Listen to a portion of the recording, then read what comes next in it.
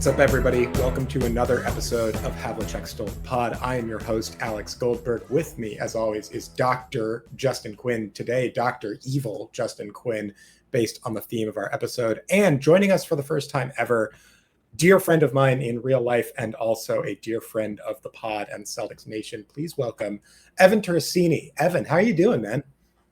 Long-time listener, first-time caller. Thanks for having me on, gang. This has been a real fun. I've been listening to you guys for a long time. Real-life friend of Alex. I feel like if I'm ever invited on, I want to drop one piece of like me and Alex lore every time we come on. And that is that I think it was my sophomore year, your junior year of high school. We briefly started a band together that I was kicked out of. Right. Do you remember that? Yeah, I do remember that. Yeah, what a good old time. But, you know, we've come a long way since then. Thanks for leading. Folks, for anyone who doesn't know, Evan is a terrific actor in the Boston local theater scene.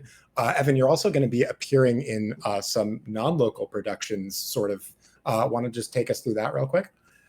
Yeah, I'm going to be in a show called The Canon of Grimward. We just wrapped on it this past month for kind of a smaller streaming service called reveal.net. If you'd like to imagine it, it's Cheers, but set in a D&D tavern. I play the Viceroy, who's kind of like always trying to shut down the fun shenanigans that our gang of misfits is up to. It's a real fun time. It's got lots of crazy shenanigans. If you love D&D, if you love like a workplace sitcom kind of thing, it's going to be your cup of tea, and it's totally free to watch on the site. So I'll keep people posted. You can follow me on Instagram at Evan Turrisini to learn more news about when that's coming at you. Awesome. We are looking forward to it. And I like what you said about your role in it. For folks who don't know, I've seen Evan in a number of productions now, very talented actor and director. In particular, Evan is really strong at playing villainous characters. He's been historically terrific at that since high school and onward. And that's going to be the big theme of our episode here. Evan came to us with a great idea. We are going to talk about the great Celtics villains in Celtics history over the course of this episode. Perfect offseason content. Couldn't have scripted it better. We're really excited. Evan has a specific methodology. He's going to break it down for us. And then we're going to go through the past and pull out some famous villains, some maybe not as famous villains, but we'll debate it. We'll hash it out. And there's been some contributions from y'all as well. So we're excited to hear about that. But before we do that, we're going to do the news maybe a little later. There's not a ton of it right now, aside from the team being sold, which everybody knew was going to happen already. And then the Celtics schedule release, which will have a little bit more of an in-depth breakdown for you. As such, we're going to kick things off right away.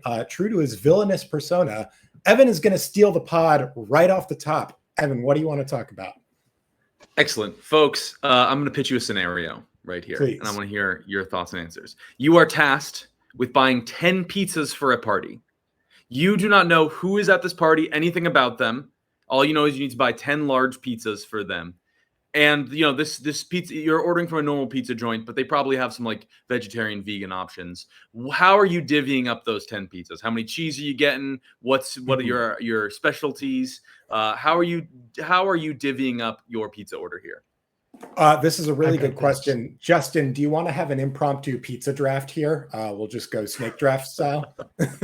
Sure. Why not? All right. I'll start. First pick, I'm taking 2 cheese right off the top. It's popular. Everybody loves it. I feel like 2 is the right amount for a 10-person pizza party. That way everybody will have a chance to get a slice, or a 10 pizza party, rather. Everyone will have a chance to get a slice, but it's also not the main attraction, right? So see, already this is controversial to me, Alex, because I was ready to order 4 cheese. Because, you know, it's so easy, right? I mean, you make sure that everyone gets something they like, but maybe that's a little bit playing it safe. You seem like you like a little more risk going on there. I tend to be a little riskier with my pizza orders, but it's Justin's pick. Fair enough.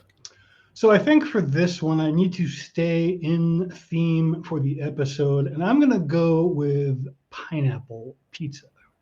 Attaboy. Let's go. I love it. 2 of them. Wow. That's brilliant. 2 pineapple pizzas? Are you putting just pineapple? Yeah. Just pineapple, just to piss you off. That's a wild move. I'll say it. Wow. Insane. We might be talking about some people later who picked Ron Mercer pick 6, and I think that this is a similar kind of bungle here. For me, okay, I got to keep the party going. So I'm knowing my parents and such. If we're doing kind of 2 pizza picks per pick, I'm sending it back around with a vegetarian, a veggie, but with cheese. And then I'm getting a vegan cheese pizza. You never know who's going to be there. You want to make sure everyone gets to eat. I think those are the two picks I want right there. And then I think we've got enough to settle all the dietary options. You're really being diplomatic here. All right, Justin, after your insane double pineapple pick, with not even any ham to go with it, you're back on the clock for your next pick. Me voy a pedir una pizza muy popular aquí. I'm going to pick a pizza very popular here in Mexico that is sure to piss gringos off, and that is going to be anchoa, or as y'all call it, anchovy. 2 of them. I don't hate it. That seems more reasonable to me than a double pineapple, but all right. Well, I guess we're concluding the draft already, but I'm going to pick the obvious pick that everybody who is a pizza person loves, unless they're a vegetarian. We can't do this without having pepperoni in there. I'm just going to get 2 pepperonis because pepperoni pizza is great. I'm sorry. It's boring. It's basic. There's a reason it's boring. It's because it's just the best pizza. It works every time. So I think we'll close it out with that. We have 2 cheese, 2 pepperoni, 2 pineapple, 2 anchovy, 1 vegan, and 1 vegetarian. This is a fascinating pizza party we're going to. All right. Well, thank you for stealing the pod, Evan. That was a blast. We will. I'm curious about the listeners' pizza orders. Maybe we should get some input on that after this episode is over. But we got to get into our villainous Celtics enemies that we're going to be breaking down for you right here. So, Evan, walk us through your methodology for establishing who constitutes a Celtics villain. Yeah, I looked through a couple different options here for different villains. Some of them are people. Some of them are perhaps larger concepts or other teams fully, in fact. And they were judged on 4 different categories in my methodology. So there was crimes. That's just, the stuff they've done. And that might be, perhaps a hard lost series we lost against them. Perhaps they dishonored the Celtics legacy in some way. Perhaps they trash talked us in a way that I did not think was appropriate. Or maybe they didn't join the team or left the team in ways unbecoming of a Celtics person. Then there's worthiness. Michael Jordan would be a 10 on the worthiness scale, and a bench player on the Bad Boy Pistons would be maybe like a 1 or a 2 on that scale. How worthy are they to be a villain of the greatest franchise to ever play basketball? And then so that's out of 10. Personality out of 10, how much could you hate this person, right? Even if they've done all the horrible things, do you still kind of like them or want to root for them? Or are they someone who's like constantly running their mouth, throwing elbows? Is it someone who really, you love to hate them? That's kind of what we're looking for on a 1 to 10 scale. And then finally, longevity. Yeah. Heel and babyface is a really good way to look at this. That's a really great point, Alex. And then longevity, which would be like different eras of their career, right? A good rivalry transcends more than just one team or just one time. It goes through different stages. It evolves as we evolve as a team as well. Great. I like it. Any additions you want to make to the scale or edits, Justin, or should we just launch right into this thing? No, the intern, who's definitely not me, who put the list together that we're going to go through, at least in terms of chronological order, definitely was not as thorough, shall we say. So let's kick things off then. Let's evaluate. We're going to just start right off at the top. We're going to start out with 10 names that we've picked out that we think are pretty clear-cut, great Celtics villains. And then we can hash out and debate the order as needed. Let's start right off the top rope with the Los Angeles Lakers elder statesman and thorn in the Boston Celtics side of the past 2 decades, LeBron James. Where does he rank on the Celtics villain scale? Evan, take us away. You're going first. Yeah, I have LeBron tied at number 1. I think that longevity is a 10, right? Like my whole life, the Boston Celtics have one way or another kind of bumped up against LeBron James since I was, 2008. I was like 13 or 14 years old. He has been someone who has been a thorn in our side in many different ways. First, he was kind of an upstart who was running up against our big three. Then there was the Heat big three. I was at Game 6 of the Eastern Conference Finals back in 2012. Man. I spent all my money. We had just won 3 games straight. I was like, there's no way we're losing this. We're about to beat the LeBron Heatles. It's going to be amazing. I painted myself entirely green. Hopefully I can send you guys a photo and you can put it up or whatever. Yeah. And by the end of that game, there were tear stains in my green paint as we just watched him drop 4. Like I knew from the second that game started we were losing. Me and my friend ran with a green Celtics flag from Government Center to I think still the Fleet Center at that point, maybe, or maybe it was to TD Garden at that time. I think it was TD. We ran all the way there, cheering, screaming, and we just left so despondent. He killed every last bit of my spirit in that moment. So I have that personal thing against him. And then I think joining the Lakers is another perfect addition to that saga. I think it really puts him in that position of really being perhaps the all-time greatest Celtics villain. I think the only thing that pulls back is, does he have that full villain personality? He's not like a full heel. I gave him only. He's trending towards babyface, right? Yeah, I think there's something about like the GM of it all, maybe a little bit. And there's something about being a Celtics villain where having a little bit of Hollywood to you kind of makes you a good Celtics villain. The Celtics team, I think, with this kind of like hardworking Bill Russell, Larry Bird mentality, some of these flashier guys we're going to be talking about kind of create a really good Celtics foil in terms of like, if we think that in wrestling terms, like Alex put it, in terms of contradictions. Yeah, the one thing I'll say about LeBron that I think is challenging is there was, of course, that pivotal Game 6 Miami where LeBron really broke through and established himself, I think, as an all-time great player, basically in that game, and then the subsequent career he had afterwards.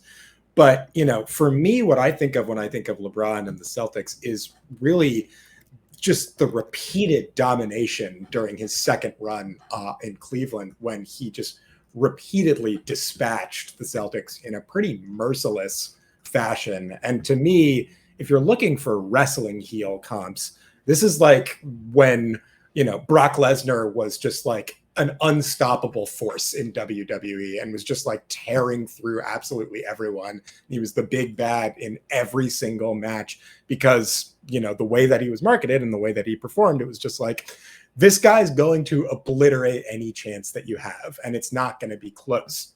And I think for me, the worthiness and the longevity and the worthiness and the personality really come out in that second Cavs run. I think what's challenging is that LeBron is off the court, by all accounts, a pretty good guy. He's not like a bad person. He's not a mean person. He's a good father, all that stuff.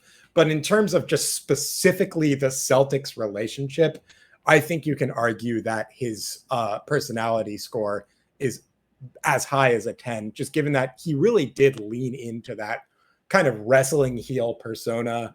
And he still, to this day, absolutely hates the Celtics. And he's going to go on about that. He's been very clear on that. He might like Jason Tatum. He might like Derek White, but he hates the Celtics as an organization. He hates the fan base, all of it. For me, I think LeBron is an excellent choice for the number 1 spot. Are there any other pieces that we want to throw out that could possibly shift things away from LeBron as a number 1 spot occupier for greatest Celtics villain ever? Well, for one thing, he owns part of the local baseball team in the Red Sox, which is not the most amenable thing to do if you are trying to build a case where you are the arch nemesis of the other major sports team in that city. We could lump the Patriots in with the Massachusetts teams, but in Boston specifically. And we've kind of like hinted at it. We talked about it a little bit, but he's becoming increasingly likable even to Celtics fans, which is something I never, ever thought I would say for the same reasons that Evan brought up. I mean, I don't want to destroy my television when he does a chase down block on the team that I root for anymore. I'm just like, wow, that's pretty impressive. We're gonna miss that when it's gone. It's like, what? Interesting. Yeah. Let's there's a certain. Yeah, go ahead. I was saying it might depend on what LeBron's going to do post career, right? Is he going to go to Hollywood and become an actor? Is he going to coach a team? Is he going to own a team? And what's he going to do next? I think that's the thing is like for some of these guys, the book is shut. We're not going to see, I think, anything more out of Wilt Chamberlain, right? But nope. That would be very surprising. But for LeBron, he's even though he's been around forever, like it feels like LeBron has been around, but he's still like a relatively young guy. He could have another 40 years of an NBA career as a non-player capacity, the way that some of these other guys have. Let's put a pin in LeBron for now and get on to some other villains, and we'll see. LeBron has a strong case, but I think by the end of this episode, we'll know whether he's the number one villain. A guy who has been and was just or was mentioned earlier briefly, but a guy who's been a classic archetypal Celtics villain to the point that they even made a Broadway production about him. Magic Johnson and his fearsome rivalry with Larry Bird. In many ways personified the hostility of the relationship in the 80s at arguably the strongest peak of the Celtics-Lakers rivalry, historic as it might be. Where do we think Magic ranks on the all-time villain scale? Justin, why don't you start with this one? You could definitely talk me out of a number 2 spot for not exactly a teammate, but a peer. Very good sound effects for this particular episode. I just want to put out there your normal. It's Brooklyn always fun here in Brooklyn, where fun things are happening every day. Absolutely. But in terms of the reasons why you could say he is not, the archetypical villain for the Celtics is fairly similar to what is happening to LeBron. There was that flashbulb moment at Larry Bird's, I think it was Larry Bird's retirement. It was Larry Bird's retirement ceremony in the Garden, where he rips off his own shirt to reveal that he has a Celtics shirt on underneath, which is just like, come on, man, how can I hate someone who does something like that, even in a sports context, right? So that, and just like the fact that he cannot fucking stop smiling. There might be a lot of criticism in this episode, apologies. Makes him really hard to hate. Yeah. Evan, thoughts on Magic as a Celtics foil? It's interesting as we talk about these players, they also kind of become archetypical of eras or teams we've played against, like the Showtime Lakers with Magic. I think that Magic might be kind of the face villain, but where we haven't dug into, and this is the other person on the top of my list, I think the real villain, the real Celtics villain of the Showtime Lakers is Pat Riley. Pat Riley is tied for me with LeBron on top of the list. He's got that villainous personality, man. He looks like a villain. He talks like a villain. He's been our villain when he was coaching the Lakers. He's been our villain when he was running the Heat. He brought together that LeBron Heatles team. I think. And even now, I think like within the Butler era, even, which I think is sort of like a very secondary villainous era, he's still been a thorn in our side. I mean, every Celtics fan can name off like 5 Heat players that like just give us a huge thorn in our side, like over the years, who just really step up their game in that way. And I think part of that is coming from Pat Riley and some of his devil magic over there. Those are my 2 top guys. And I think Magic is like, in the way that like in Batman Returns or Batman Dark Knight Rises, thank you. It's like Bane, it turns out, who's been running shit from Bane the whole time? You got Talia al Ghul. That's the Pat Riley situation we've got going on here. That I think is the real top villain on the slot. One of the most poorly I think you might have sold me on this film reveals of all time, throwing that out there. I really like the pick, Evan. I think Riles is, of course, a huge Celtics nemesis and has been for multiple decades at this point. As you both know, there is nothing that drives me further to madness than some garbage Heat team getting wins off of the Celtics in the playoffs. And we have Pat Riley to thank for that. So really good pick. Could definitely see it. Personality, crimes, worthiness, longevity. It's all there.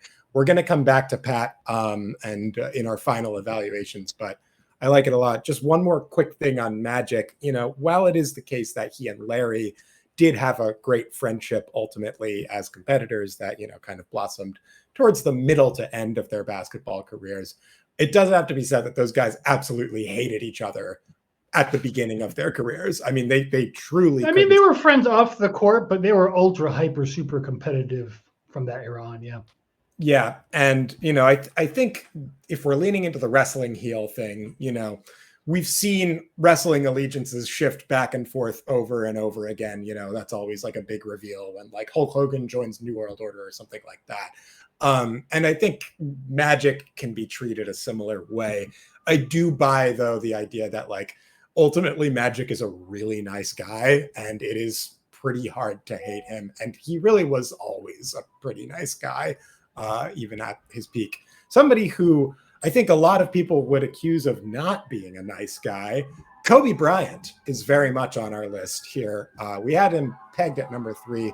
I'll start things off with Kobe as the sirens go back and forth. Very apropos. It's like it's scripted. I love it. It really is.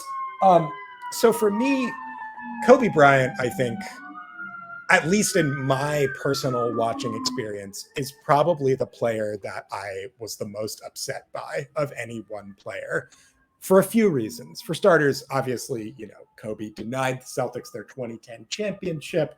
He is a consistently excellent player for the Lakers, who we hate. And in general, I think Kobe's, personality did not win him a lot of friends around the league, perhaps notably so. But there's 2 things that jump out for me. One, that to me, and this is, I apologize to any listeners who are interested in Kobe Bryant and like him, but this is potentially about to become the Kobe Bryant slander hour of this podcast.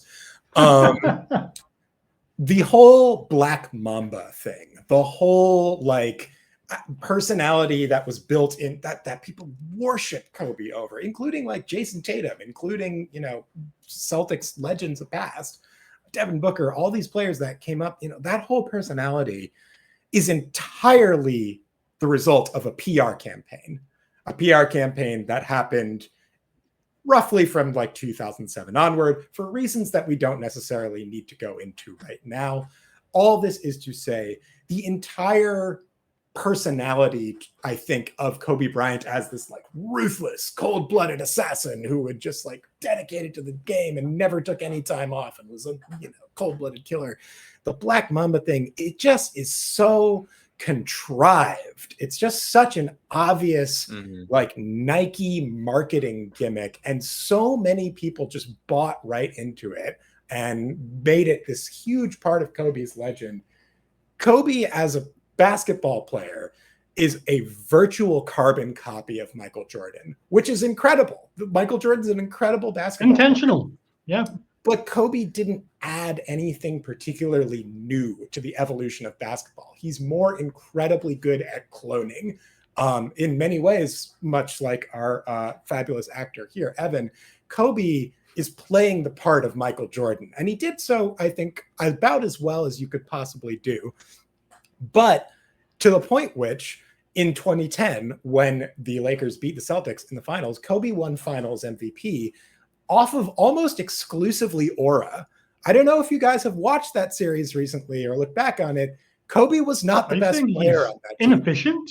He was wildly inefficient to the point where he nearly derailed the Lakers' ability to win that series. The only reason that the Lakers won Game 7, aside from Kendrick Perkins being injured, is that Pau Gasol went absolutely out of body.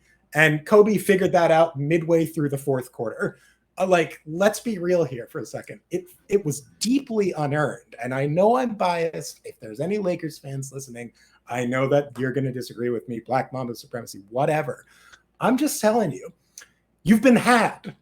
It was a ruse. And on top of that, the first 3 rings, Shaq merchant. I listen.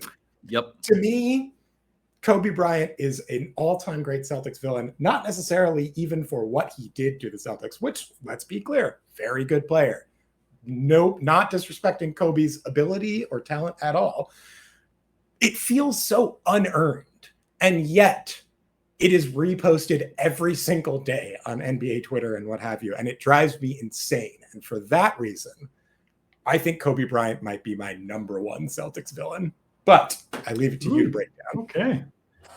So Kobe this is really interesting. I'm talking a lot about my childhood, and that's kind of the stuff that makes me really think of these villains, like who to a child fan are you like really rooting against, right? We as adults can kind of separate ourselves, but when you're 12, and I remember that me and my brother used to play pick up basketball with the two brothers who lived across the street from us, and we'd rock, paper, scissors, shoot to see who would be Antoine Walker and Paul Pierce and who would be Shaq and Kobe.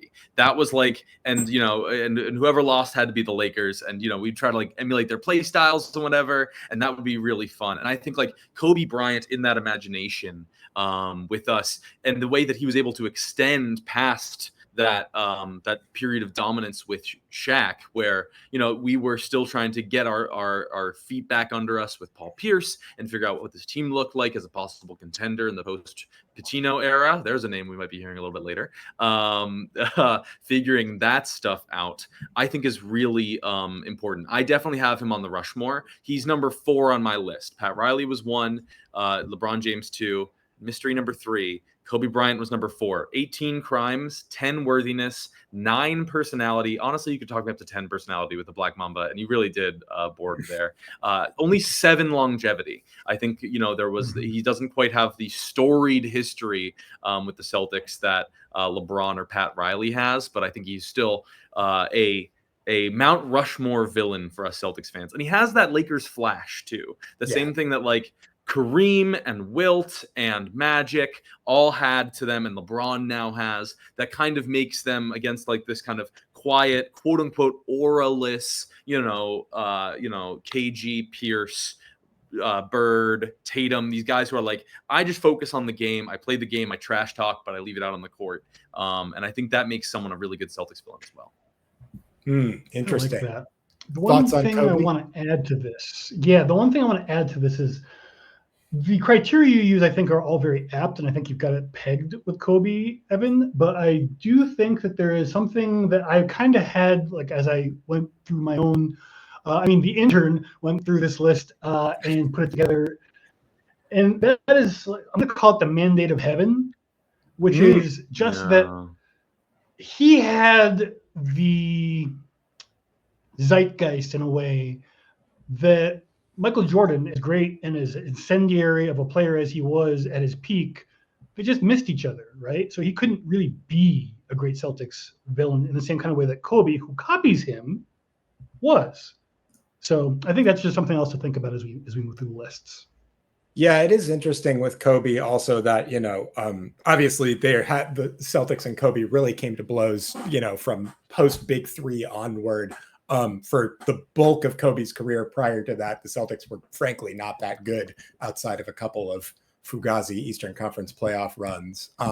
So that might impact things as well. There really are the 2 memorable finals tilts, and outside of that, there's not quite as much. Someone who had a lot of memorable finals tilts with the Boston Celtics, Wilt Chamberlain, has been mentioned. Justin, you have him at number 4. Explain why. What's our thoughts? Well, it's hard to be as good as he was, and he might be the most talented player overall on this list. You could definitely argue against LeBron, I'm sure. I don't want to get into that, but you could make an argument that in terms of just pure individual talent, that he belongs at the top of the list, but that's not what we're really trying to measure here. He lost almost, literally every time, and the only time he got past Boston was in a season where they weren't playing each other. So he's not the ideal villain in the sense that the Celtics beat him almost every time they did have an opportunity to go against each other. So for me, that greatly diminishes his villainability, I guess is the word I just made up. He definitely belongs, because of the longevity through multiple teams, East and West Coast, to be high on this list. But he didn't break enough hearts, I guess, is why I have him only 4th. Interesting. Evan, anything to add there? Justin's reasoning exactly the same as mine. A 9 on the worthiness scale, a 7 for personality because of that flash, a 9 for longevity, but that still only gets him number 6 on this list. Just because if it had been more of a battle, but there's that old like Embiid quote that's something like, it's not really a rivalry. They beat our ass every time, right? We like. If Wilt and Russell had done more of like a trade-off, maybe it had been a little more even, we could see Wilt as an all-time villain, but I got him 6 on the list here for me. I think just he wasn't able to put up a good enough fight against our squad in those early years to make him really a Mount Rushmore head to me. I think that's fair, and I think you could even argue on the personality scale, Wilt and Bill were ultimately quite friendly with each other, buddies. And they were buds. And I think Wilt never really had an openly antagonistic relationship with the Celtics or the Celtics fan base outside of getting his ass kicked repeatedly. So 6 feels right. I could potentially move him even lower based on some of the other candidates we're about to bring up. One of whom we're going to bring up right now. So another big man who was a thorn in the Celtics side for many years, but had a little more success than Wilt, Kareem Abdul-Jabbar is on the list here at 5. Evan, what are your thoughts on Kareem?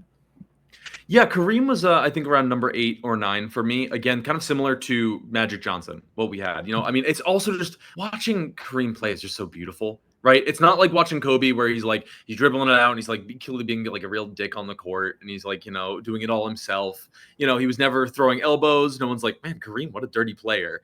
He just happened to be part of that Showtime Lakers dynasty and that era overlapping briefly with some of the guys we've talked about previously. I think like a worthy opponent to be sure, but not on my even like top 5 villains overall. An amazing player, but I think like villainy takes a little bit more. For me, some of the crimes I'm looking at here kind of come from more crimes of the spirit a little bit more than they are crimes of the game. There's something like a beautiful opponent, someone you play and you're like, oh wow. Like to me, like Jimmy Butler has the kind of villainy to him a little bit more, even if obviously Jimmy is nowhere near the player that Kareem Abdul-Jabbar is. But the watching him play, how he plays, how he attacks this team gives him kind of that villainous aura that I think just in my experience, again, I wasn't alive when KAJ was playing, but from what I've seen on the tape, it's just not the same. We'll get to Jimmy a little later. The one thing I will throw out, though, with Kareem is that while Kareem, I think, was, by all accounts, legendarily chill, he was a very relaxed dude. He didn't, usually get incensed. He was pretty surly, and he definitely had his fair share of physical scraps. Now, part of that is just that in basketball in the 80s, you would get a fight every 4 games. That's just kind of how that worked. But it does have to be said that there were some real come to blows moments during the Bird and Kareem Celtics, and they definitely did not like each other. Kareem and Kevin McHale definitely, and Robert Parrish, they definitely got into some legit full-on fights. That does have to be said. Justin, for more on that, what are your impressions of Kareem as a Celtics villain? Well, again, his timing didn't really align very well to be a Celtics villain either. The peak of his powers were really when the Celtics dynasty had ended with the brief mid-70s resurgence and the 2 titles there. For the most part, the Celtics did not have to battle with him very much until late in his career. And while he was, still a very good player, he was not quite the same player, and he's certainly not the villain for like the criminality rating, I guess we could say, in terms of like what he personally was responsible for in terms of preventing Boston titles and so forth. He had a role in that, but at that point, I think it was really more Magic's show, to be honest. Yeah, I think I agree. The one thing I'll throw out is I think the fight stuff is pretty real. Like he was throwing hands, and I think there is something to be said for that, just as far as a crimes scale is concerned. Speaking of people who committed crimes against the Boston Celtics, real crimes in the case of NCAA recruiting violations, and also crimes against really all of Boston sports. We have Rick Pitino clocking in at number 6 on the Boston Celtics villain list. Interesting pick. Justin, say more about why Rick Pitino is as high as he is. Well, I'm older than y'all, and I had to watch basketball in the 1990s and early 2000s before there was really anything to watch. I got to watch him, and we're going to talk about a Demi villain, I think, really later, who was the result of some of his brilliant, impatient moves, his idea to institute the full court press in the NBA and treat non-professional players like college kids, really. All of these things combined with an imperious attitude behind the scenes, pushing Red Auerbach, which is arguably the most brilliant basketball mind ever, and definitely the most brilliant basketball mind to come through the Celtics organization, out of the picture unceremoniously. I mean, we don't have time for me to list all of the things that he did that you could say are villainous, but he's especially evil in my estimation, and could even be made as high as number one for the damage that he did to the Celtics as an organization, strictly because he was brought in to do the opposite of that. He is supposed to be on your team, and he could not see and refused to see, even when people tried to get him to see the damage he was doing, until things were so bad it took over a decade really to dig out. Evan, thoughts on Pitino? Yeah, I have Pitino at number 7. I think just the personality of the guy, he's got that kind of that slime to him, that gelled hair, the way he conducts himself, the way he chased Chauncey Billups out of town, I think is just unforgivable. Making the picks he made coming in. I mean, coming in with the full blank check as president and coach, and coming in and running everything the way he did, I think. And not taking accountability, not changing stuff up at every turn during the Pitino regime era, whatever you want to call it. It was never his fault. Yeah, never, ever, ever his fault. It was always someone, and that culminated in that huge, Larry Bird's not walking through this door moment. That summed up the whole thing of like, hey, I'm not the problem. You're the problem. Everyone else who's not me is the problem here. And that lack of accountability is kind of the opposite of what we've seen from someone who came in kind of a similar sense. Someone who came in from college basketball, found out what worked, found out what didn't, and pivoted in Brad Stevens. I think they are really two polar opposites in that way, where Stevens even said at one point, maybe my spot is not to coach this team, it's to be running it as GM. And I think that kind of attitude is not what Pitino was able to show during his career. And I think just the way that I think you're absolutely right. He set back, so many things set back the Celtics at that point. I have on my list, I think at number 11, Larry Bird's mother's driveway as one of the villains for the Boston Celtics. Because that was for real. Gotta be on the list. that was a little too dark for me, but I think you're not wrong. Unfortunately, but those things that happened, and the one thing I'll give Pitino is he came, and maybe failure to plan is planning to fail, but he came into the team thinking, great, I'm ready to coach Tim Duncan. That's what he joined the Celtics thinking, and when that didn't happen, it went to shit. And I'm sorry you didn't plan better, buddy. I do get that was what you wanted to do, but it didn't happen. There's only two things I'm going to knock Pitino down on the villain scale for. The first is that I think you could at least partially blame some of the Pitino era failures on negligent ownership as well. A new ownership group coming in that didn't really understand both what the Celtics meant to Boston as a city, and also just kind of didn't understand what it meant to own a basketball team in the first place. The hiring of Pitino, I think you could argue, was questionable from the start. And to some degree, you have to put that on ownership. The other thing I will say is that Pitino's longevity score is not all that high, given that he was only ultimately in the Celtics for about 3.5 years. Now, the damage he did was massive to both of your points. He really set the team back nearly a decade in many respects. But he was ultimately only there for about 3.5 years. And I do think some of that falls on ownership. Moving to the next person on this list, another person who was on the Celtics for somehow even less time, but arguably did maybe not a similar level of damage, but certainly a decent amount of damage. Certainly lives rent-free in the heads of many Boston Celtics fans to this day. Kyrie Irving is at number 7 on the list. Evan, where's Kyrie on your villain scale? I have Kyrie at number 5. I think Kyrie, if we're talking this like wrestling, the heel turned babyface turned ultra heel is incredible. I mean, obviously it sucks because he's still playing. We still have to play him, and it was a bummer for a while, and it has affected the way that Celtics fans watch basketball overall. Like it's crazy if you're on Celtics Twitter, like how many people are like, they're gonna leave us just like Kyrie did. Like it's giving us like weird commitment issues with every player. And we just, we gotta let it go.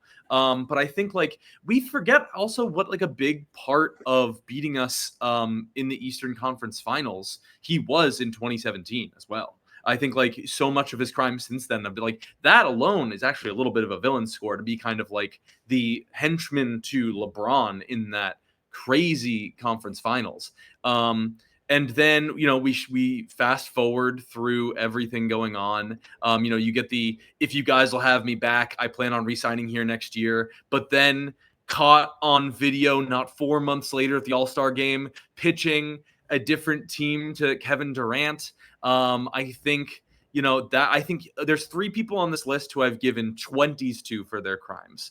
None of them have been named so far until Kyrie Irving. I think what really puts them to the top to 20 is the stomping on Lucky. I think there's something to me about that and be like going out of your way to disrespect this team and this franchise that, unless like a tell-all book is coming out that I haven't heard, was nothing wanted you here, like really didn't do anything bad to you besides put a team around you that was kind of volatile and didn't really work and try to maybe shift some stuff to younger players. And then Gordon Hayward's leg exploded, not all in that order, but like, it was a really bad time. And just this idea that he's going to go and going to step on our logo, and the fact that after he lost 12 games to us straight, all really funny. Us having to go through his nets to finally achieve these finals and stuff that Jalen and Jason have brought us to is, I think, all kind of icing on the cake too, that it really feels like we've vanquished Kyrie in a really powerful way. I still remember that game 1 that we played against them where Tatum had that little layup at the end of it. Yes. Oh, just that beautiful moment, watching the look on Kyrie's face, the look on Durant's face. That is like exactly what you want in a villain moment of him being vanquished in that way. He's a 20 for crimes, only a 6 for worthiness, because he's great, but he's not one of these all-time great guys. He's got that 10 personality though, because of the way he talks like the Riddler and the fact that he posts anti-vax stuff and vaguely anti-Semitic stuff. I'm really glad I don't have to defend that stuff. Boy, I'm glad he saved posting most of his weird crank stuff until he was off the team, because I can imagine me on Twitter being like, hold on, guys. It's fine. Yeah, exactly. So someone else's problem. Longevity is only a 7 currently, but it could keep going longer. We have yet to see the end of Kyrie Irving, and I'm interested to see where he ends up next. Well, even playing him on the Mavs. I totally even forgot about that until just now because of how much the Celtic stuff is in my brain. But that also having to vanquish him in that way. He was so vanquished by then. Yeah, no, by then he was like a shell of himself. So he was vanquished to the point that he arguably lost the Mavs the finals. He was terrible in that series. It was all in his head. It's like, oh man, you know what that is? You know that moment when like I think the Batman villains, but it's when Two-Face in the like the Jim Carrey Batman when he's flipping the coin, all the coins are thrown in the air and suddenly he doesn't know what to do and he falls to his death. That's what it was with Kyrie. It's like his obsession with like the Celtics and like that hate that drove him to step on Lucky, that drove him to like be our weird nemesis in that way, defeated him in the end. It's really beautiful. It's hard to write a better storyline. He's on my number 5, which puts him off the Rushmore. We haven't talked about my number 3 yet. Which I'm sure we'll get to at some point. But you could definitely make an argument to me at any time that Kyrie should be on that villain because of the storyline, because of the longevity, because of the eras we have with him.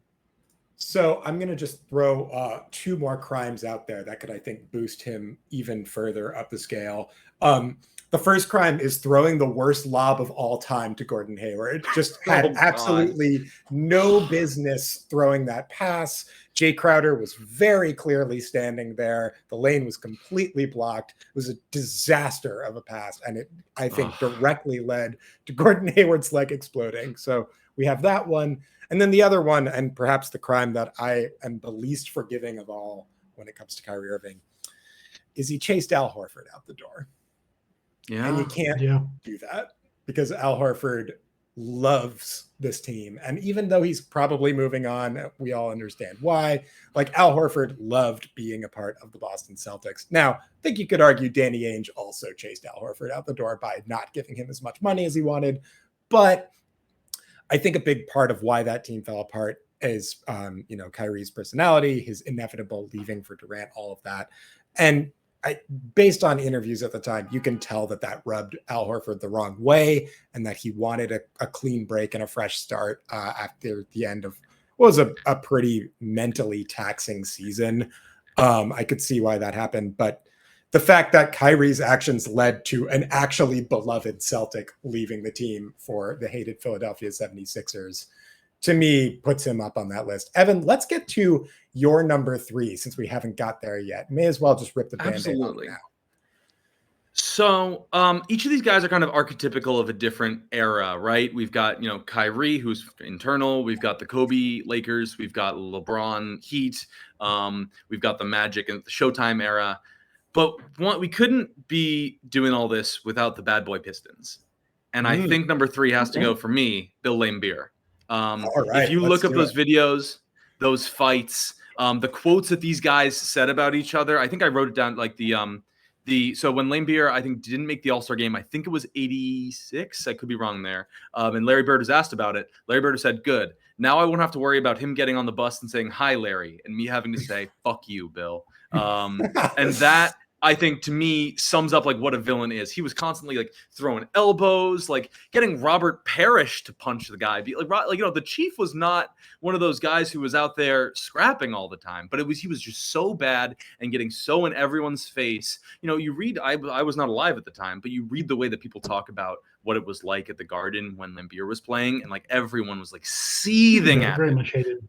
Yeah, and just like waiting for someone to put him in his place to, throw the ball at him like Larry Bird did. I think all the bad boy Pistons in their own way could be on this list. I think you could make a case for Isaiah Thomas, but for me, Bill Laimbeer is like the face of that to us, where our guys, they were trash talking, but they were, again, putting their head down and trying to play basketball. Bill Laimbeer was out there throwing elbows constantly. He kind of, in his own way, started the flop era.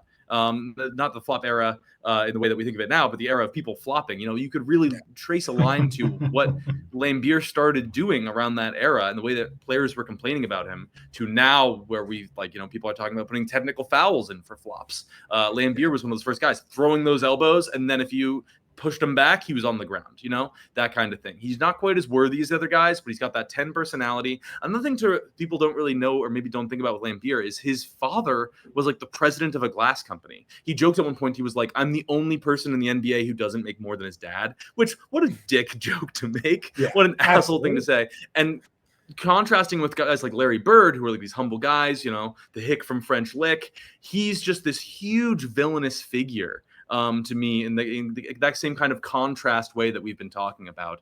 I think Laimbeer, to me, is that 4th head on Rushmore, in my opinion, with Riley, LeBron, and Kobe. JQ, anything to add? I didn't have the Detroit Pistons as high on the list that I put together. I mean, the intern put together, because of that whole zeitgeist aspect. I didn't have a name for it at the time, but just they only connected for a couple of years before they were kind of in different eras. So while the connection of those eras was like a white hot rivalry, it also didn't have the longevity and the opportunity to really breed villainy in the same kind of way for me. The one thing I will say with Laimbeer is, so Laimbeer was a huge asshole and incredibly hateable, and by all accounts, an infuriating player to play against. What he wasn't was very good. He wasn't like an incredible player. He wasn't. He was an enforcer. You're right. He was mostly there to be a goon, and so I do think that docks in a little bit. But as far as wrestling heels go, it's about as good as it gets with Bill Laimbeer. We've got a few other names that we're going to try and run through on the quicker side here. Ray Allen is on the list. Justin threw that on there, despite winning a ring with the Boston Celtics for his pre-2020 stuff. And obviously, he did hit some pretty bad shots against the Celtics as a member of the Miami Heat. Thoughts on Ray Allen real quick, JQ? I mean, he would have been much higher on this list. Even though, as a UConn stan that I am, I understand why he made the decisions that he did when he did. The Celtics were clearly not going to be contending when he left much longer, if at all, and they treated him like crap, to be completely honest. That said, the way that he left his teammates pushed him way up that scale until he reconciled with them. So now he's kind of low. Yeah. I'm not sure I can get there with Ray. To me, I think it's partially because I always viewed Ray as a little bit more of a hired gun than Pierce or Garnett to begin with. So I'm not sure I can get there, but I hear where you're coming from. George Mikan is on the list. Justin, Evan, any thoughts on George Mikan, Celtics villain? I mean, for me, it's so prehistoric, right? Like, I have such a hard time even conceiving that. I feel like to my Celtics consciousness is born into existence post Mikan. So if people want to go consult the cave drawings, I'm happy to get into it, but he's not on my major list. I'm sure Bob Cousy has plenty to say about George Mikan. Yeah. The only reason he's even on here is exactly that reason. He was really the first. I mean, like, hopefully we have time for it, a list of top villains by decade to finish with. And he, like, before the 50s, which is when he came into the scene, the Celtics just weren't good enough to have a villain. And arguably the league wasn't good enough to have villains at that point, right? It was so embryonic at that point. So he's only on this list in the top 10 because of the honor of arguably being the first Celtics villain. And then the last villain we had on Justin's top 10 is Dwayne Wade. I made special advocacy for Dwayne Wade, and I'm going to run through really quickly why he's high on my list. Please. First off, Dwayne Wade is a member of the Miami Heat, who are, despite the Lakers being the Celtics' arch nemesis, Miami Heat are my least favorite team of all time, has to be said. Dwayne Wade, in addition to being a really ferocious competitor, really excellent basketball player, Hall of Famer, super high on the worthiness scale, definitely gave the Celtics fits for the better part of his career as well. Obviously, was notably part of the Heatles during their run. And personality-wise, pretty ruthless, pretty mean. But the big thing about Dwayne Wade for me is he's a sneaky, dirty player. He's throwing out some chip shots. He's throwing out some elbows, little pushes here, little shoves there. And the big one for me is punching Rondo in the face in Game 2 of the Eastern Conference Finals in what to me remains the most egregious non-call I've ever seen in my life. If you go back and watch that game, Rondo's having the single best game he's ever played in his career, powering this fairly broken down Celtics team to an upset Game 2 win. And then in the last final frames of the game, he gets a breakaway layup to put the Celtics up top and take the lead. And Dwayne Wade punches him in the face as he's going up for the layup. And it is not called. Miami gets the ball, closes the game out. Miami wins Game 2 and then ultimately wins the series. That was truly infuriating. He also broke Rondo's arm, has to be said. The crimes he committed specifically against Rondo are really something. Any thoughts on Dwayne Wade before we move a little further and faster through the rest of the list? He's got a very hateable face. I have no thoughts on D Wade. I do have two people. We've mentioned Ray Allen and we've mentioned Udonis. No, I spoiled it myself. We've mentioned Dwayne Wade, but I actually have two teammates of theirs that I want to mention really quick hits. The second person I gave a 20 crimes to. The third person, the last person, is Udonis Haslem for saying "fuck Bill Russell." I think less than a year after the man died, he walked it back. But yeah, because he was called on it. He didn't come out and do that of his own volition. He did it because he was yelled at. No. He didn't. That was not him next day being like that was a bad idea. He did it because it came out in the media. I think coming out against a civil rights icon who had been retired in every building, less than a year after his death. Terrible, not including his time with the Heatles and also his time just sitting on the bench of the Heat and pretending like he was contributing against us, like he was some major rival to us when he was playing 5 minutes a game. That's my Udonis rant. And actually, if we have to pick a member of the 2008 Celtics who seems to have betrayed the team, you can make a case for Kendrick Perkins. I think Perkins I love this. Perkins not being invited to the parade speaks volumes to me. I think there's a lot of villainy there that we've obviously seen on TV, and I think there's a lot behind closed doors that we might not know about personally. But he has been exiled from basketball heaven. He's not in my top 10, but he was definitely on my list of someone to consider. Another not in my top 10 who just he seems to have a personal vendetta against me, let's be real, is Jimmy Butler. He drove me insane for the better part of 5 years. Infuriating to play against. And like infuriating in a way where Jimmy Butler is a really good basketball player, multi-time All-Star, probably going to make the Hall. Nobody's really debating that. But again, did not play all that well in those series against Boston that the Heat gave us such a hard time with. Yeah, he had that incredible run against the Giannis Bucks and against the Knicks. But in the series where Miami, beat the 2023 Celtics in the Eastern Conference Finals, Caleb Martin had an out-of-body experience. Every single player on the Heat decided that they were going to shoot above 60% from deep.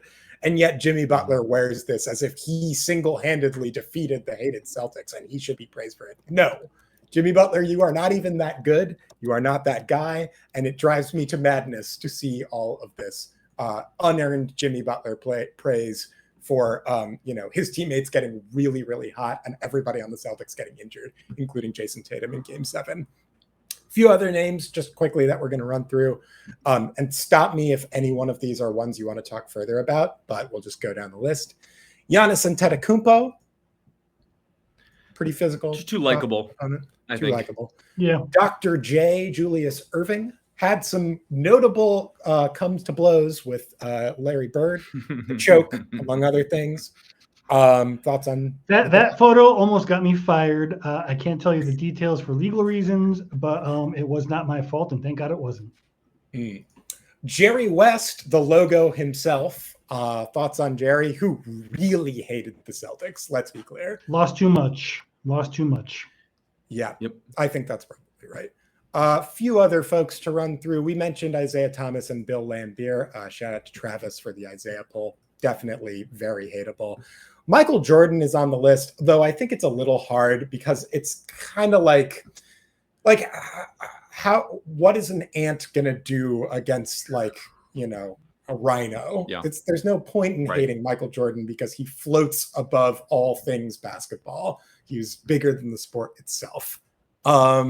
Yeah, he had some tough bouts with the Celtics, but it's Michael Jordan. Villains who are not good enough for the top 10, but are real villains. And Justin, you can explain why. Brian Shaw and John Barry are on this list. So both of them went way out of their way to not play for the Boston Celtics. Brian Shaw at least has some reason in terms of dollars and cents. He was making more money, I think, at the time playing for an Italian club than he was going to make on a rookie deal. Not really enough to get you very high on this list. And then John Barry just didn't want to play for the Celtics, and he wasn't very good. So it was just like a real big drag on the fans, the season, the organization, for no particularly good reason. It was weird. A few niche villains that we just thought up off the cuff, and stop me if you want to talk about any more of these. Evan and I have talked ad nauseum about Chris Middleton and what he does to the Celtics. This has been a running conversation. This is me pitching years. our spin-off podcast, Celtics Killers, where Alex and I either interview or go over like Celtics killers who are like lesser players who just went off against us one game, and we go through that. Yeah. This is my backdoor pilot. For no reason, Chris Middleton has just flamed the Celtics team over and over again. In similar fashion, DeMar DeRozan absolutely belongs on this list. He is doing that to this day, despite not being anywhere close to what he once was. John Wall had a moment after the notable nose boop with Jay Crowder, although I feel like we kind of vanquished John Wall. Ish Smith, for whatever reason, continually goes off against the Boston Celtics and has for his entire career. Maybe it's just that he's so short that they can't actually find him on the court, but Ish Smith keeps just flaming this team. Karis LeVert, another guy who gets inexplicably hot against the Celtics. Shout out to Evan at EvaSim20 on Twitter and or Blue Sky. Karis LeVert, worthy, definitely a Celtics killer. Daylon Wright. Pretty much all of these guys are decent-sized combo guards who love shooting the ball a lot. Maybe this is more an institutional problem with the Celtics. Another one who fits that mold and who I am particularly mad about, Sadiq Bey, who dropped 50 on us for no reason. I'm mad about that one specifically because I really wanted the Celtics to draft Sadiq Bey when they took Aaron Nesmith. And then Caleb Martin, we mentioned earlier, shout out to Chris Fusco for that one. Out-of-body experience, destroyed us for no reason in the Eastern Conference Finals. Will never be that guy again for the rest of his career. And yet he keeps doing it to the Celtics. Guys who maybe should have been villains, but were not as successful. Joel Embiid, looking at you. It's not a rivalry. They always beat our ass. Truer words have never been spoken. Marcus Morris. Yeah, go ahead. I had the process Sixers, mainly Embiid, Fultz, and Simmons as kind of one entity on my list, just because of the way that they matched up neatly with our guys. We're constantly compared, having to deal with is Simmons better than Tatum for such a long time?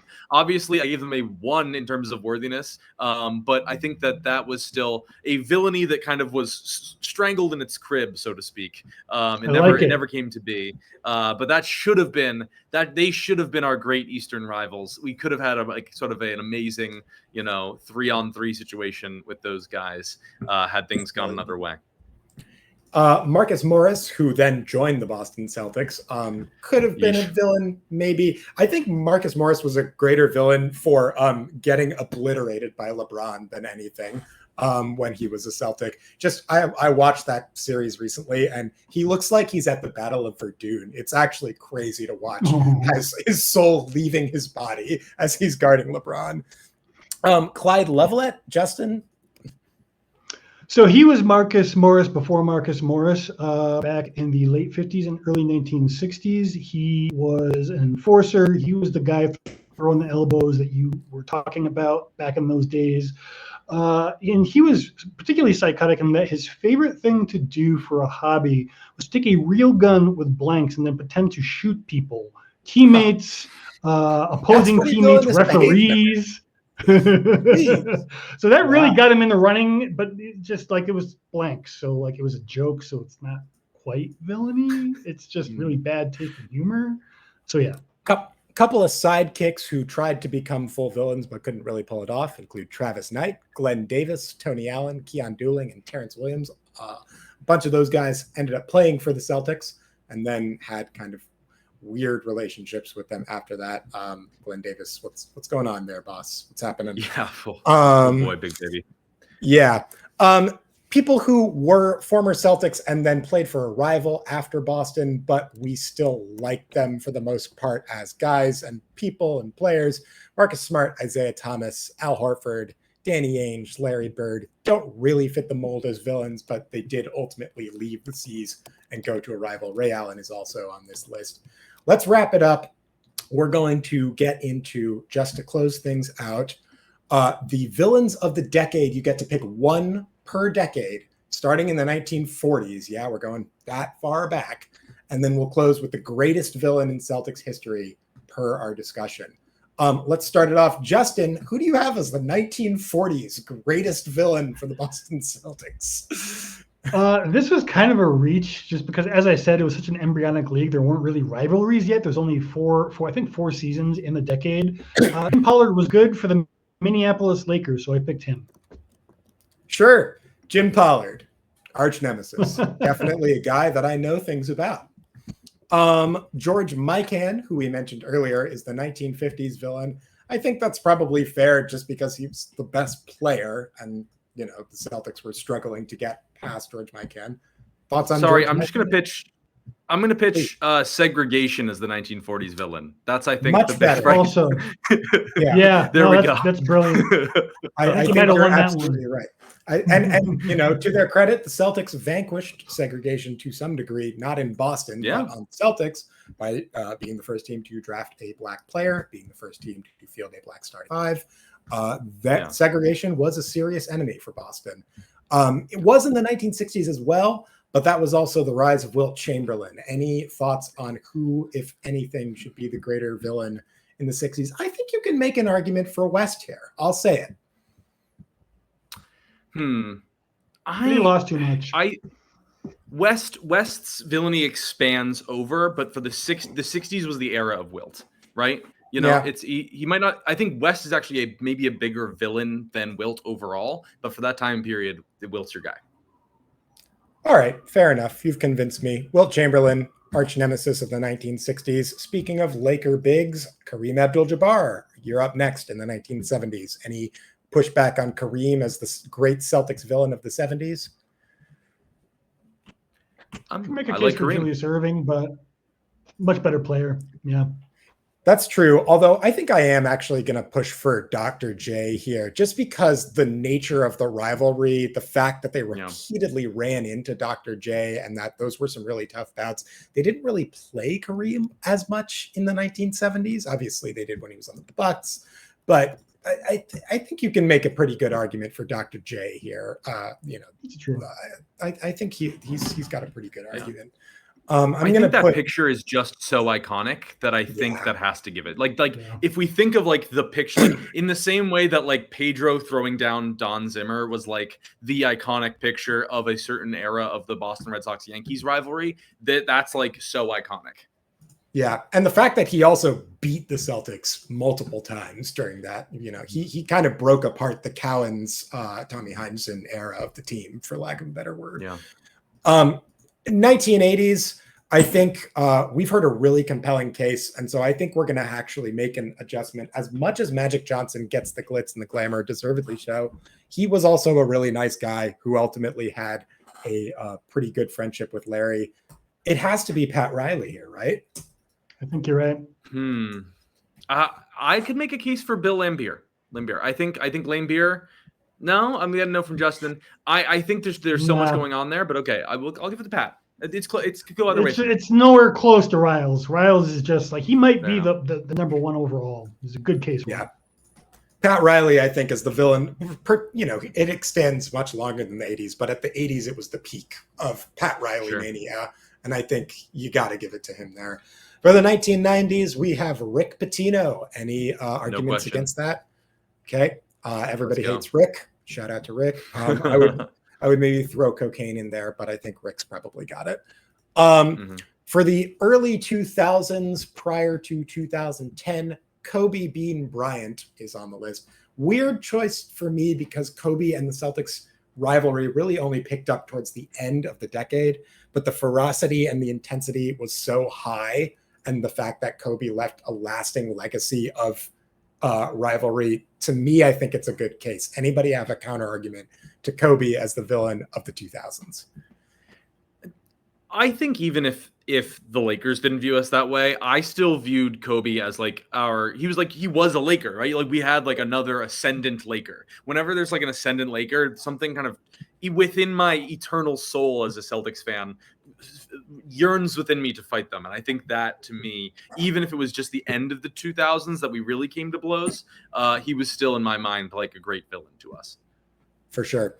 I think there's no question from 2010 on, the answer has to be LeBron James, right? Consistent as like Steph Curry beat us in a finals. And I still think LeBron is definite. And I guess Steph happened after, but for a full decade, LeBron was the arch nemesis. There's no more worthy foil. I think it has to be LeBron for the 2010s. For the 2020s, Kyrie Irving is what we have written down here. I think it's a really good case, much for what we laid out earlier. He's definitely a Rushmore Celtics villain in my mind. I'm going to throw Steph Curry out there as well, who eviscerated us in a finals, did so in what I think people kind of don't remember, but was a pretty chippy series. He definitely was not nice to play against. And, the smack talking that came both before and after. I think you could also make an argument for Draymond Green as part of that same series. I just remember, I remember in game 6 of that series, when the Warriors closed it out on our home floor, there was a particularly notable moment when it was clear that the game was over. The Warriors were going to win. And Steph Curry committed what I think is one of the more sneaky, dirty plays I've ever seen in a basketball game, in which he tapped Marcus Smart pretty hard in an area that's not very fun to get tapped in if you are a guy, and then sprinted off a curl and hit a 3, which That's just like insult to injury, man. I don't know. Literally. Yeah. But I would like to mean, make that, a case yeah, for the villain of the 2020s to be Jimmy Butler. I Okay. think that is Also a something good like case.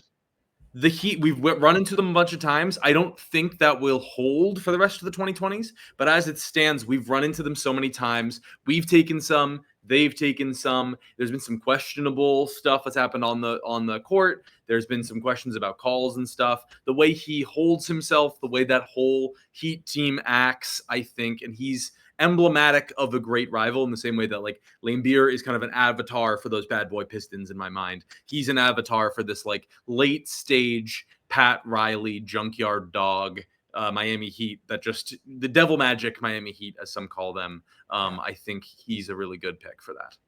There's two more names I want to throw out there for the 2020s, one of which we've already seen some beef with, Ime Udoka. I don't think he's necessarily risen to the top of that pyramid, but we haven't seen the last of Ime, and he's a feisty guy. I don't necessarily think that relationship's getting better.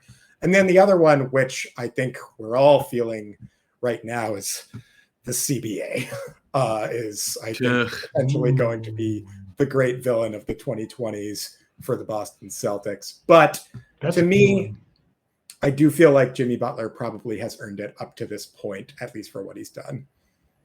Someone who hasn't earned it up to this point, but who I think we could be looking back in 5 years, like we come back and did this at the end of the 2020s, I think we could see Luka as someone who has emerged as the next flashy Laker, who fits into this long tradition of, the silent, stoic focus on basketball Jason Tatum versus, the kind of looking for fame guy out in LA, depending on how things go with him out at the Lakers. I think, this Mavericks finals that we ended up winning, I think could be perhaps a portent of more things to come.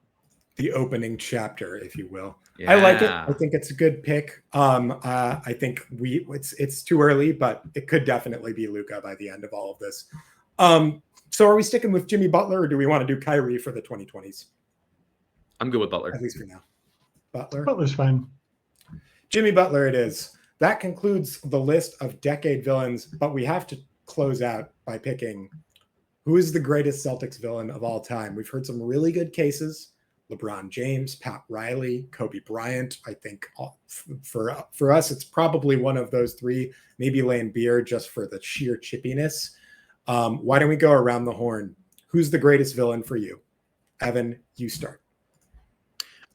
It's one of those things like in a movie, right? You start putting together on the board with the red string. You've got Jimmy Butler, you've got Udonis Haslem, you've got LeBron James, you've got Dwayne Wade, you've got the Showtime Lakers, you've got the Lakers in the 70s. And who does all this string lead back to? Pat Washed Riley, the man right now in his senescence, burning the worst franchise, second worst franchise in the history of the NBA to the ground. That man, to me, is the first among equals of Celtics villainry. Love it. Justin, thoughts? I don't think there's a better way to frame that. I was so focused on all those red lines that I actually missed the mastermind when I put this list together. And I'm sold. It's Pat. I think you made a really good case. I really like Pat Riley as the all-time great Celtics villain, for all of the dastardly things that he's done to this glorious franchise, and as all of the psychic pain that he's caused us and many generations of Celtics fans. I'm sure you're listening. Pat Riley, way up there for sure. I think the only person to me that could compete with him is another Laker in Kobe Bryant. And that's more a personal vendetta than anything. Kobe drove me insane. He just drove me absolutely crazy. And I will forever be scarred by that experience. But I like the Pat Riley pick. I think it's really good. Let's close, as always, another episode of Havlicek Stole the Pod. First with plugs. Evan, where can we find your work? Absolutely. So you can check me out. I got my website, evanturrisini.com, for any acting gigs coming up I do around Boston. I just had a really fun production of Love's Labor's Lost up in Rockport, but as the nature of theater goes, you won't be able to see it. But you will be able to see me on the Canon of Grimward series coming to reveal.net sometime, I believe, in early 2026. You can follow them on Instagram. I believe it's at the Canon of Grimward for more updates on this amazing TV show. You're not going to see anything else like it. Certainly not on this scale. We are creating Lord of the Rings stuff on a shoestring budget, and it's really something to behold. Evan is so good at playing villains. If you haven't gotten your villain fix from this episode, strongly recommend checking out his work. Dr. Evil Justin Quinn, where can we find your work? Well, either you did your Psychic or Celtics Wire. So, yeah. There you go. And you can find my dark and villainous thoughts laid out to music on Divine Sweater, the band that I'm in, Spotify, SoundCloud. Speaking of real villains, Spotify, what's up? Let me make a plug for Alex. If you need a place to start on Divine Sweater, I Knew You Better and 2x2 are two of my favorite songs. I listen to them. They're my running playlist.